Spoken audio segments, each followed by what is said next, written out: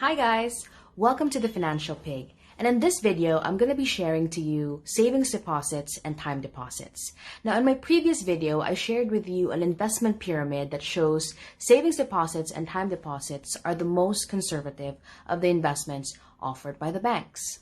So in this video, I'm going to be sharing who offers time deposits, oops, I already said it, how much you can earn, when you will get your money back, and how you can open an account.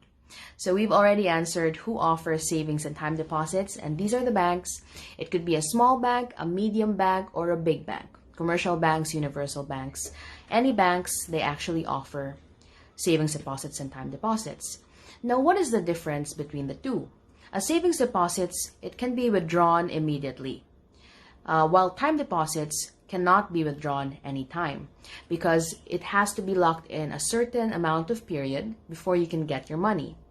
And with this, because savings deposits can be withdrawn anytime, they have lower interest rates compared to time deposits.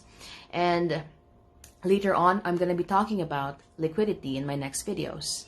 How much you can earn is actually dependent on how much your bank offers and also how much rates are in the market. Now, I'm going to show you a website. I went to the website of BDO and I'm checking out their savings accounts. Now, their ATM savings here, I'm clicking it. It shows here a minimum initial deposit of 2,000 pesos. But in order to earn interest, you should have a minimum maintaining balance of 5,000 pesos. And their annual interest rate for your savings deposits is 0.125%. Okay, so I'm going to be teaching you how to calculate interest income in a year. So interest income is calculated as principal or your money multiplied by the bank's rate multiplied by time. Now in time, it's actually a norm that you use 360 days, that is 1 year. To simplify, interest is equal to PRT, principal, rate, and time. Okay, remember this. Now, so in sample 1, Bank A is offering savings deposits of 0.125% per year of a minimum of 100,000 pesos. So in our formula, 100,000 pesos multiplied by 0.125% multiplied by 1 year. So in 1 year, if you get your calculator, you get 125 pesos per year. If we less 20% tax, you get 100 pesos net. Okay, in the next sample, Bank B is offering 1 year time deposit. Now, take note, earlier it was savings deposits, and now it's time deposit of 1% per annum. And if you have 100,000 pesos, we compute it, 100,000 times 1% times 360 over 360 days. So it's still 1 year, right? So we get 1,000 pesos, less 20% tax, that's 800 pesos. In the third sample, I'm going to show you a different time. This time, instead of 1 year, it's 6 months time deposit.